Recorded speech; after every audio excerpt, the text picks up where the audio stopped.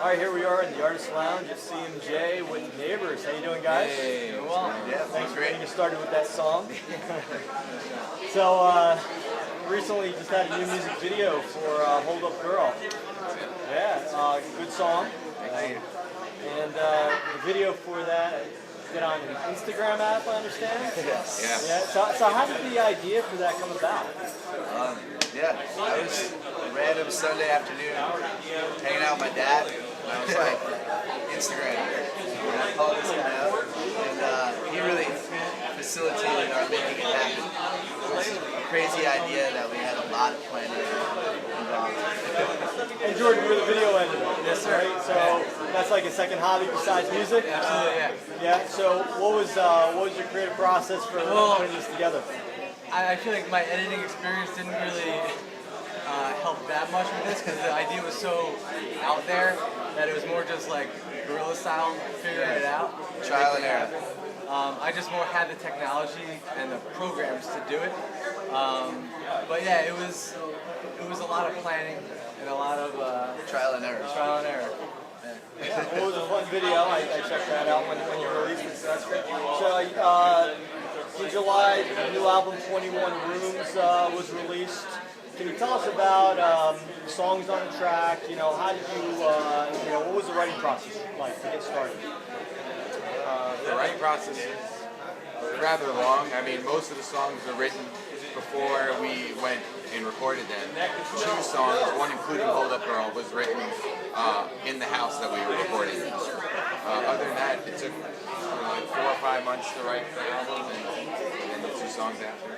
Where does the inspiration come from for what you're writing about? It comes from all over. I mean, we don't really have a formula for writing songs. It's not like Ian or Jordan or Tommy or I come into the practice space and say, hey, I got a song. It's more like, hey, check out this, right here, go check out this riff. Or we just start playing something. Like, I'll just start playing something on bass and Jordan will start playing it and all of a sudden we'll say, hey, that's cool, let's use that. And basically we have like a huge bag full of licks.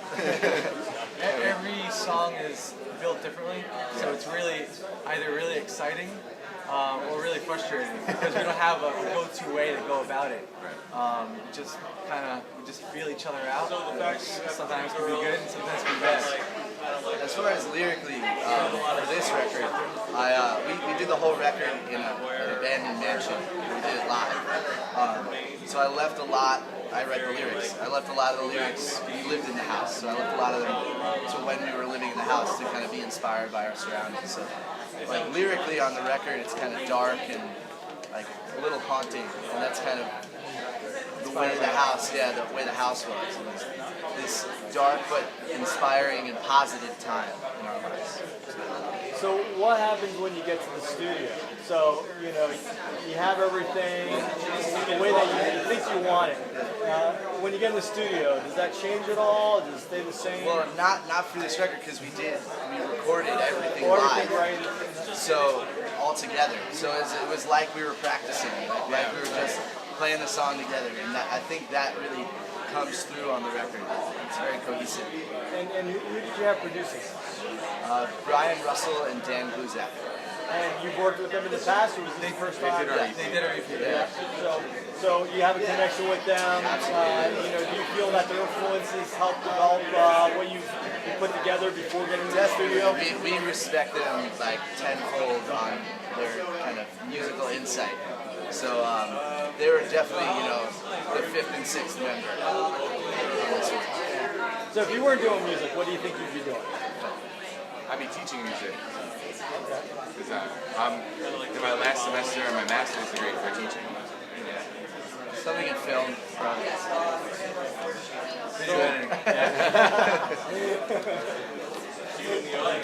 So CMJ, we're halfway through. Have you been out to see any shows? I have. I saw Lucius, which was awesome, and I saw James Bay, which I was blown away. So he's a singer-songwriter from the UK. Like, won me over, hands down. And who are you looking forward to seeing the rest of the week here? Half Moon Run. Half Moon Run, yeah. Love their record. What do they have? Friday night. Friday night. That's awesome. Yeah. think we have another performance or two. Oh yeah, we're playing. We have 2 shows today and tonight, and then 1 show tomorrow. The show tonight is at Gramercy at 8:15, and tonight at also 11 o'clock at the Paperbox in Brooklyn. The Adobe Fest. And tomorrow's the Big Picture Showcase at Sullivan Hall. So, who are some of your influences? Who do you look up to? Who inspires you? I mean, we're all very different. That's kind of what makes our band unique. But I think like 90s music is really something we all agree on. Like, I grew up on the Chili Peppers. They're the band that really got me into playing music. And Nirvana was the one that really brought me to the rock scene. But individual influences, I mean, there's 1,000 good bass players out there, so I can't even name one. yeah, I mean, current bands like RX Bandits, Mute Math, Foo Fighters. It's our jam. So, got some good press in Wall Street Journal, USA Today. How exciting was that for you? Awesome. Very Well, exciting. It's surreal. It's very surreal. Yeah. We knew the video was going to premiere with the Wall Street Journal, so we found that out. That was really exciting. But everything from there just kind of happened. Yeah. It was like, oh my God, USA Today just posted. We didn't get notified until it was released. So the fact that those things happened at the spur of the moment was like, Yeah, we had friends hitting us up, being like, "Oh, like I saw you here," and we're like, "What?" Like, wow. So where were you when you got that text or that call from your friends? What were you doing, and then what was your reaction? I was at work when Instagram retweeted the video to their 26 million followers. And I actually get our tweets to my cell phone. So I'm sitting at work and I'm getting tweets in all these different languages. So I'm getting these notifications about people watching the video. And then I realized Instagram retweeted it. And I just got up and hugged the person behind me. Spur of the moment. Ian, where were you? I was in Washington D.C. when like USA Today released their thing, and I was walking around. I got my buddy calls me up and he's like, "Hey man, like USA Today ranked you like number 7 on like the weekly popular." We're like floored. It was unreal. It's okay. I think I was either driving or was like in the middle of a lesson or something. Awareness. It was a rough day at work. Yeah, absolutely. It sounds like it happened. So, what are some, each of you, top three favorite venues that you played at, or top 3 favorite venues, which includes a venue which you would like to play? Okay. Wow. I really love Irving Plaza. I love that venue. We played it once. It was like our 7th show. But we would love to play that place again. But there's just so much history there. I love seeing bands there. It always sounds great. What else? We played the Auto Bar in Baltimore, Maryland a bunch. Nice venue. Yeah. It's always a great time. Great venue, great people. Yeah. They take care of you there. I think Gramercy is really nice. Yeah. And we're stoked to play there tonight. I mean, we played there a few times in the past, and it always just sounds great on stage, and the venue's just set up really nice with like floor, stadium seating and everything. It's just nice. I would love to play Best Buy Theater. That's my favorite. Roseland. I want to play Terminal 5.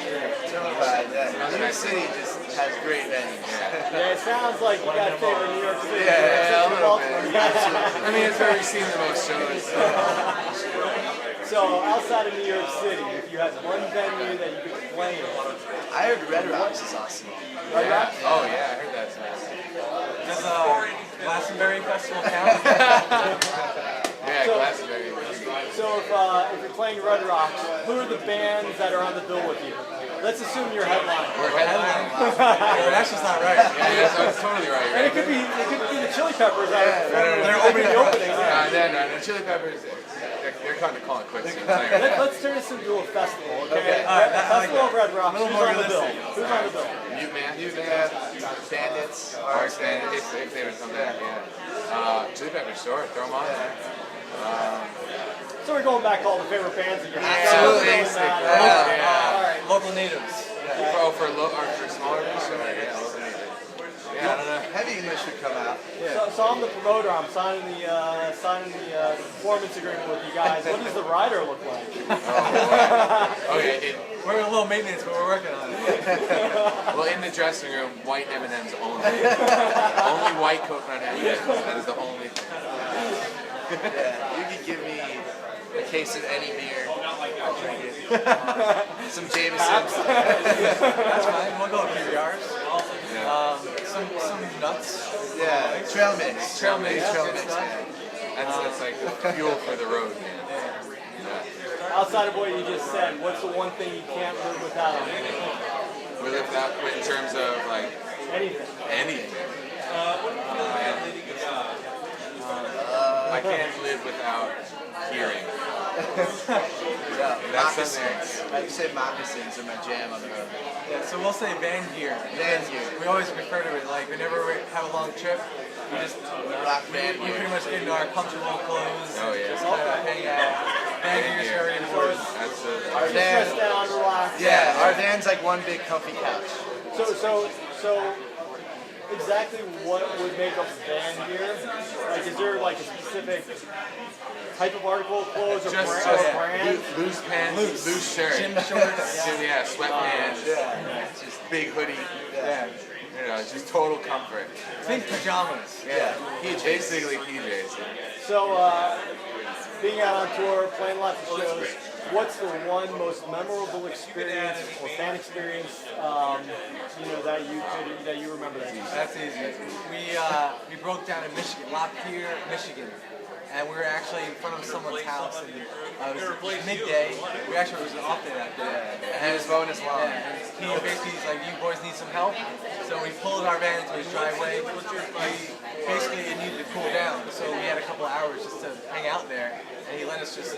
We drank some beer with him and He hung out invited us with to him. his house. He had like a total man cave in his basement, like Shot pool some and pool. stuff. And he turned out to be an awesome guy. Yeah, he introduced us to his whole family. Yeah. He stays in touch online. So random.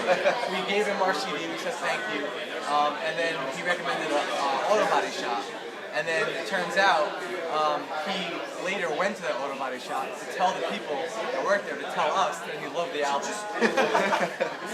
So of course on our way home, after we did play the show the next night, we just stopped by again, gave him a shirt and said thank you, and he hung out again. So Hanging out a beer with him and hung out. he's just an awesome guy. Nice, that's awesome. Yeah, Well, very hey, thanks for your time today at the CMJ Lounge. We're going to be coming out to your showcase tomorrow night, and we look forward to seeing you on stage. Awesome. Oh, great. Appreciate it. Thank you so much. Thank you. Thanks a lot.